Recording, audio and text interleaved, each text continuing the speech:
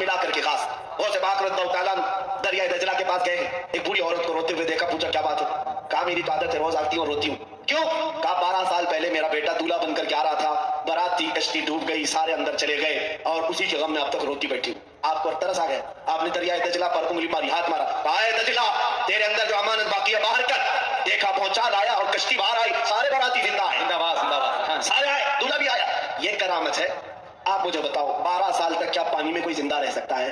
12 साल तक वो लोग कहां थे, क्या कर रहे थे, क्या खा रहे थे? ये अकल में नहीं आने वाली बात है, और जो अकल में ना आए उसी को करामत कहते हैं। क्या सब चीजें अकल से मत परखना। मैं ये बार बार कहता हूं, कल मालेगांव में हमारा दर्स चल रहा है कश्फ शुबहात का, उसमें भी मैंने ये वजाहत की कि मोजज़ा और करामत नबी और औलिया के अपने इख्तियार में नहीं होता, अल्लाह की मशीयत से बंधा होता है। नबी और वली को भी ये मालूम नहीं है कि वली को भी ये मालूम नहीं होता कि ऐसा होने वाला है मेरे हाथों, मेरे जरिए से। ये अल्लाह के हुक्म से होता है और अल्लाह की ताकत से होता है। अगर किसी वली के हाथों पर किसी करामत का मुजाहरा भी हुआ तो इसका यह मतलब नहीं है कि उस आदमी के अंदर यह ताकत और कुव्वत है।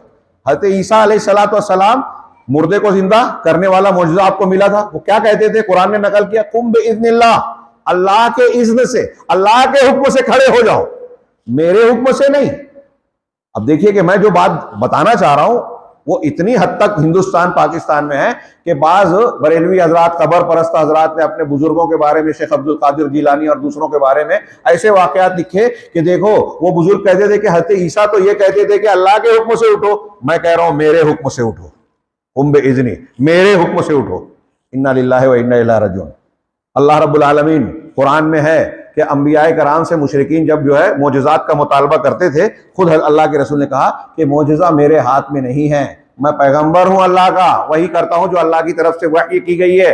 और मोजज़ात का, करामात का, निशानियों का मुजाहिरा करना ये अल्लाह के इख्तियार में और उसकी ताकत में है, मेरी ताकत और इख्तियार नहीं है। बहुत अच्छी तरीके से ये बात समझें। और जो बात मैं कह रहा हूं ये कोई ऐसा नहीं है कि बहुत गहराई में और ढूंढना पड़े दलीलों को, बिल्कुल साफ साफ निशानी है। आगे की आयतों में सूरह स्वाद में ही अल्लाह ने फरमाया, दूसरे मकामात पर भी है, फसख्खरना लहु रिहा तजरी बिअम्रिही रुखाअन हैसु असाब। कि हज़रत सुलेमान अलैहिस्सलाम को हैरत अंगेज मौजज़ा अल्लाह तबारक व तआला ने दिया कि हमने उनके लिए हवा को मुसख्खर कर दिया जो उन्हें लेकर नरमी के साथ वहां तक पहुंचा देती जहां वो चाहते। हज़रत सुलेमान अलैहिस्सलाम को जहां जाना होता हवा को हुक्म देते, वो हवा आपको लेकर उस मकाम तक जो है पहुंचा देती नरमी के साथ। बाद आयतों में तेज व तुंद है, तो इसका जवाब देते हैं कि हवा फी नफ्स ही तेज व तुंद होती है, लेकिन हज़रत सुलेमान अलैहिस्सलाम को नरमी से लेकर चलती थी। और दूसरा माना यह भी है कि हज़रत सुलेमान अलैहिस्सलाम को अगर जल्दी होती, तेज कहते तो हवा तेजी से चलती, आहिस्ता कहते तो नरमी से चलती। अल्लाह तबारक व तआला ने उनको ये इख्तियार दिया था और हवाओं पर काबू दिया था। अब यहाँ ये भी वाज़ेह रहे कि यह हज़रत सुलेमान अलैहिस्सलाम का मोजज़ा है, लेकिन ये मोजज़ा क्या उनकी अपनी ताकत का है? नौजवानों से मैं सवाल कर रहा हूँ, ये अल्लाह की तरफ से है। ये बात हिंदुस्तान पाकिस्तान में बहुत सारे लोग नहीं समझते और इसी की बुनियाद पर बुजुर्गों और औलिया सालिहीन अंबिया के मोजज़ात और करामत के हवाले से ऐसा समझने लगते हैं कि उनके अंदर अल्लाह की कुछ खुसूसियात हैं।